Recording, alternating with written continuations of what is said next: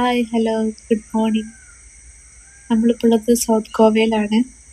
ഈ ട്രീ ഹൗസിൽ നല്ലൊരു ഉറക്കമൊക്കെ കഴിഞ്ഞ് എല്ലാവരും രാവിലെ തന്നെ എണീറ്റ് റെഡിയായി വീടൊക്കെ പൂട്ടി ഇറങ്ങിയിരിക്കുകയാണ്.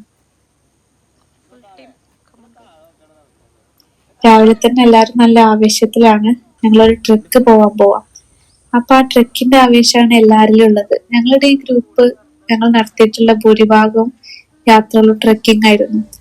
അതുകൊണ്ട് തന്നെ ഗോവയിൽ പീസ് പിടിക്കാൻ വന്നപ്പോഴും എന്തെങ്കിലും ഒരു ട്രെക്കിംഗ് ഓപ്ഷൻ ഉണ്ടോ എന്ന് ചിന്തിച്ച് ഈ ഒരു ഓപ്ഷൻ തെരഞ്ഞെടുത്തത് ഫിദു ആണ്. ഇന്നത്തെ നമ്മുടെ കാര്യപരിപാടി അപ്പം ദൂദ്സാഗർ ട്രക്കാണ്. ആരും ഇതിൽ ദൂദ്സാഗർ പോയിട്ടില്ല ഞങ്ങളുടെ ടീമില്. അതുകൊണ്ട് തന്നെ എല്ലാവരും നല്ല ആവേശത്തിലായിരുന്നു പോണത്. പോകുന്ന വഴിക്ക് ഇങ്ങനെ ട്രെയിൻ പാസിംഗ് ഒക്കെ ഉണ്ടായിരുന്നു. ദൂദ്സാഗർ ട്രക്ക് പോകണമെന്നുണ്ടെങ്കിൽ ഗോവ ടൂറിസത്തിന്റെ ഒഫീഷ്യൽ വെബ്സൈറ്റിൽ പോയിട്ട് നിങ്ങൾക്ക് ബുക്ക് ചെയ്യാൻ പറ്റും. ഏകദേശം ഒരാൾക്ക് ട്രക്കിന് 600 രൂപയാണ് ആവുക. അതുപോലെ തന്നെ 10 പേരുള്ള ടീമായിട്ടാണ് ട്രക്ക് സാധാരണ കൊണ്ടുപോകാറ്. 10 പേരുള്ള ടീമിന് ഒരു ഗൈഡ് ഉണ്ടായിരിക്കും. ഇപ്പൊ നിങ്ങളുടെ ടീമിൽ 10 പേരില്ല, അതിൽ കുറവ് ആൾക്കാർ ഉള്ളെങ്കിൽ നിങ്ങൾക്ക് ബാക്കിയുള്ള 10 ആൾക്കാർ ആവണ വരെ വെയിറ്റ് ചെയ്യാം.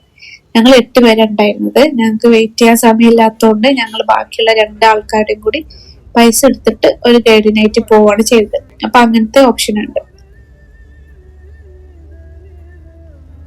ഇതാണ് ഞങ്ങൾക്ക് കിട്ടിയ guide.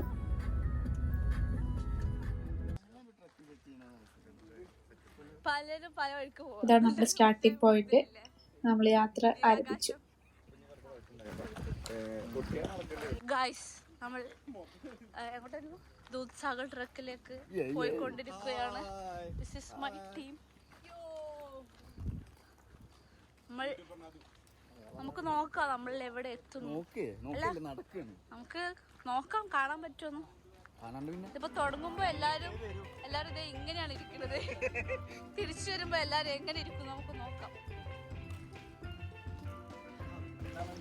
Easy to moderate level ട്രക്കാണ് ദൂദ്സാഗർ. ഏകദേശം 21 കിലോമീറ്റർ 22 കിലോമീറ്റേഴ്സ് ആണ് ഈ ട്രക്കിന്റെ ദൂരം വരുന്നത്.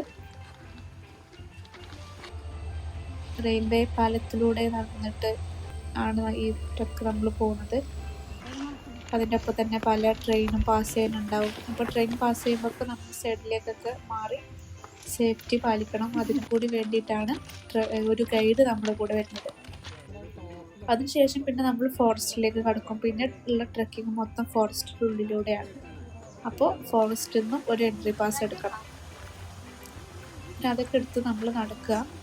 നമ്മൾ റെയിൽവേ ട്രാക്കിലൂടെ നടന്നപ്പോൾ നല്ല വെയിലായതുകൊണ്ട് കുറച്ച് ബുദ്ധിമുട്ടുണ്ടായിരുന്നു. പക്ഷെ പിന്നെ നടത്തം ഈ കാട്ടിലൂടെ ആയപ്പോൾ ആ ഒരു ചൂടിൻ്റെ പ്രശ്നങ്ങളൊക്കെ മാറി. പോകുന്ന വഴിക്ക് ഇതുപോലത്തെ അരുവികളൊക്കെ കണ്ടപ്പോൾ അതിൽ തലമുക്കി കണ്ണ് തുറന്ന് അടിയിലുള്ളത് കാണുന്നത് ഇവരുടെയൊക്കെ ഒരു ഇഷ്ട വിനോദമാണ്. അപ്പൊ അതാണ് ഇവരൊക്കെ ചെയ്തുകൊണ്ടിരിക്കുന്നത്.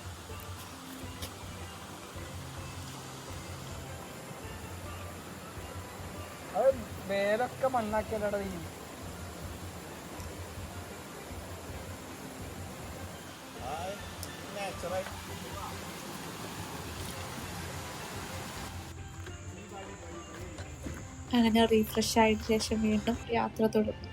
നമ്മളിങ്ങനെ ട്രെക്ക് ചെയ്യേണ്ട സൈഡിൽ കൂടി തന്നെ ചില ഭാഗത്തൊക്കെ ട്രെയിൻ ഇങ്ങനെ പാസ് ചെയ്യണത് കാണാൻ പറ്റും. ഭഗവാൻ മഹാവീർ വൈൽഡ് ലൈഫ് സാങ്ച്വറിയുടെ ഉള്ളിലൂടെയാണ് നമ്മൾ നടക്കുന്നത്.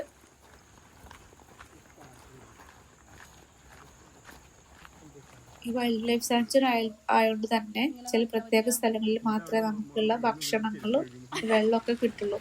അപ്പോൾ നമുക്ക് വേണ്ട സ്നാക്കിംഗ് ആണെങ്കിലും വെള്ളമൊക്കെ ആണെങ്കിലും നമ്മൾ കയ്യിൽ കരുതണം. വെള്ളം കണ്ടാൽ പിന്നെ എല്ലാവർക്കും ഇഷ്ടമായിരുന്നു. ഞങ്ങളൊരു ബ്രേക്ക് എടുത്തു. ഞങ്ങളുടെ ഗൈഡ് ഞങ്ങളെക്കാളും മുമ്പിൽ നടക്കുന്നുണ്ട്. ഞങ്ങൾ വെള്ളമൊക്കെ കാണുമ്പോൾ അവിടെ ഒക്കെ ഇരുന്ന് പീസൊക്കെ ആയിട്ടാണ് നടക്കുന്നത്.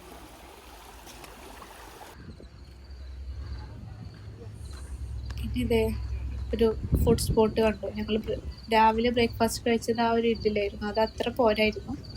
അപ്പോൾ ഇവിടെ എന്താ കഴിക്കാനുള്ളത് നോക്കി. ഇവിടെ കൂടുതൽ നൂഡിൽസ്, ചോറുണ്ട്, അതുപോലെ ബ്രെഡ് ഓംലെറ്റ്, അങ്ങനത്തെ ഓപ്ഷൻസ് ഒക്കെയാണ് കഴിക്കാനുള്ളത്. ട്രക്കിംഗ് അല്ലേ, നല്ല വിശപ്പ് തുടങ്ങി. അപ്പോൾ ചോറിന് പകരം നൂഡിൽസ് കഴിക്കാമെന്ന് വെച്ചു. ഞങ്ങൾ നൂഡിൽസാണ് കഴിച്ചത്. ഓരോരുത്തരും പലതും വാങ്ങി ട്രൈ ചെയ്തു. കുറേ സമയം എടുത്തു ഇത് ഫുഡ് ഉണ്ടാക്കി കിട്ടാൻ. കാരണം അവർ വിറകൊക്കെ എടുത്ത് കത്തിച്ചിട്ടൊക്കെയാണ് ഉണ്ടാക്കുന്നത്. ഫുഡ് കഴിച്ച ആവേശത്തിൽ എല്ലാവരും നടത്തത്തിനുള്ള സ്പീഡും കുറച്ചുകൂടി. പിന്നെ ഒരു ഈ ഹാങ്ങിങ് ബ്രിഡ്ജ് പാസ് ചെയ്യാനുണ്ടായിരുന്നു. നമുക്ക് വേണമെങ്കിൽ റിവർ ക്രോസ് ചെയ്യാം, അല്ലെങ്കിൽ ഈ ഹാങ്ങിങ് ബ്രിഡ്ജ് ക്രോസ് ചെയ്യാം. പാലം ഇന്നൊരു വീക്ക്നെസ് ആയതുകൊണ്ട് ഞാൻ ഈ ഹാങ്ങിങ് ബ്രിഡ്ജിൽ കയറിയിട്ട് നടന്നിരുന്നത്. സംഭവം കൊള്ളായിരുന്നു.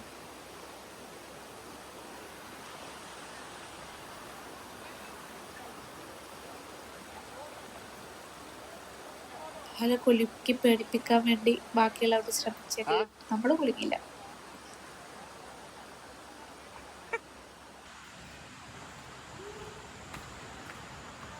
അങ്ങനെ പാലം ക്രോസ് ചെയ്ത് വീണ്ടും നടത്തം തുടങ്ങി. നമ്മളിവിടെയൊക്കെ നടക്കുമ്പോൾ തന്നെ ഏകദേശം നമുക്ക് ഈ വെള്ളത്തിൻ്റെ സാന്നിധ്യം അല്ലെങ്കിൽ വെള്ളത്തിൻ്റെ ശബ്ദമൊക്കെ ഇങ്ങനെ കൂടുതൽ ഇങ്ങനെ അടുത്തടുത്ത് കേട്ട് തുടങ്ങുന്നുണ്ട്. അത് കേൾക്കുന്നതിന് ഏക ആശ്വാസം. ഇതേ ഫസ്റ്റ് ദൂദ്സാഗർ സൈറ്റ്. പിന്നെ ഇവിടെ ഒരു ക്യാൻറ്റീൻ ഉണ്ട്. ഇവിടെയും ഇതുപോലത്തെ കുറച്ച് ഐറ്റംസ് ഒക്കെ നമുക്ക് വാങ്ങിക്കാൻ കിട്ടും.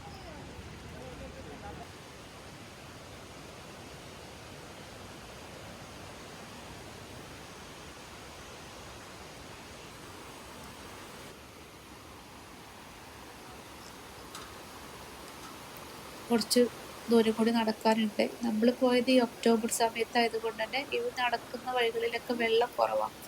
പക്ഷെ സമ്മർ സമയത്താണ് വരുന്നതെങ്കിൽ ഈ ട്രയൽസൊക്കെ ഒന്നും കൂടി ഡിഫിക്കൽട്ടാവുമെന്ന് തോന്നുന്നു.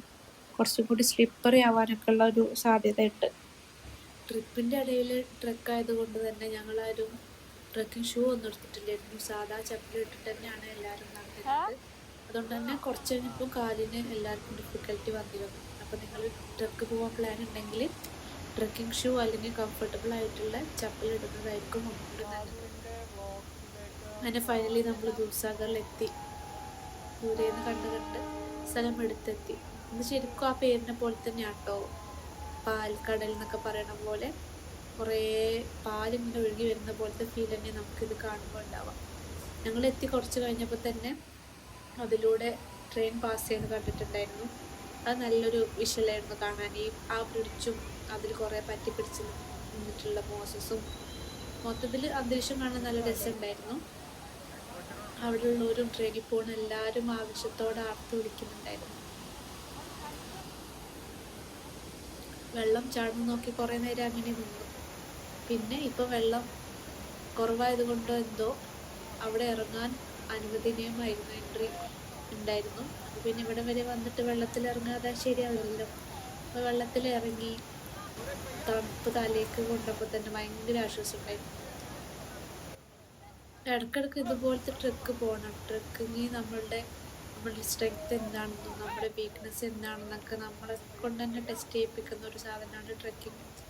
അപ്പോൾ അത് പോകുമ്പോൾ നമുക്ക് നമ്മളിലും കുറേ കോൺഫിഡൻസ് ഉണ്ടാവും. പക്ഷേ നമുക്ക് പറ്റിയൊരു ടീമിനെ കൂടി സെലക്ട് ചെയ്തെടുക്കാൻ ശ്രദ്ധിക്കണം. അപ്പോൾ അങ്ങനെ സക്സസ്ഫുള്ളി ട്രക്ക് കംപ്ലീറ്റ് ആക്കി നനഞ്ഞ് കുളിച്ച് നമ്മൾ തിരിച്ച് നടക്കുകയാണ്. ഇത്രയും ദൂരം നടന്നതിൻ്റെ ക്ഷീണവും തളർച്ചയൊക്കെ തിരിച്ച് പോകുമ്പോൾ എല്ലാവർക്കും കിട്ടിയത്. അങ്ങോട്ടേക്ക് പോകുമ്പോൾ പിന്നെ ദൂദ്സാഗർ കാണുമെന്നുള്ള ആവേശത്തിന് പുറത്തായിരുന്നല്ലോ. ഞങ്ങളൊരു ഏകദേശം 9:15 ട്രക്ക് തുടങ്ങിയത്. തിരിച്ച് നമ്മൾ വന്ന സ്ഥലത്ത് എത്തിയപ്പോൾ ഏകദേശം ഒരു 5:15 ആയിട്ടുണ്ടായിരുന്നു. നമ്മൾ സ്ലോ പേസിലാണ് ട്രക്ക് ചെയ്തിരുന്നത്. പിന്നെ വെള്ളത്തിലൊക്കെ ഇറങ്ങിയിട്ട് കുറേ സമയം പോയിട്ടുണ്ടായിരുന്നു. എന്തായാലും തിരിച്ചെത്തിയപ്പം എല്ലാവരുടെയും മനസ്സ് സാറ്റിസ്ഫൈഡ് ആയിരുന്നു, ഭയങ്കര സന്തോഷത്തിലായിരുന്നു. ഇനി ഫുഡൊക്കെ കഴിച്ച് പതുക്കെ നമ്മുടെ ഹോം സ്റ്റേയിലേക്ക് പോകണം. ഇന്ന് രാത്രി അവിടെയാണ് സ്റ്റേ ചെയ്യുന്നത്. നാളെ കൂടെ നമ്മൾ ഗോവയുണ്ട്, സൗത്ത് ഗോവയിൽ. നാളെ കഴിഞ്ഞ നാട്ടിലേക്ക് മടങ്ങും. അപ്പോൾ അടുത്ത ഗോവ വിശേഷങ്ങൾ അടുത്ത വീഡിയോയിൽ കാണാം. Thank you for watching. Bye bye.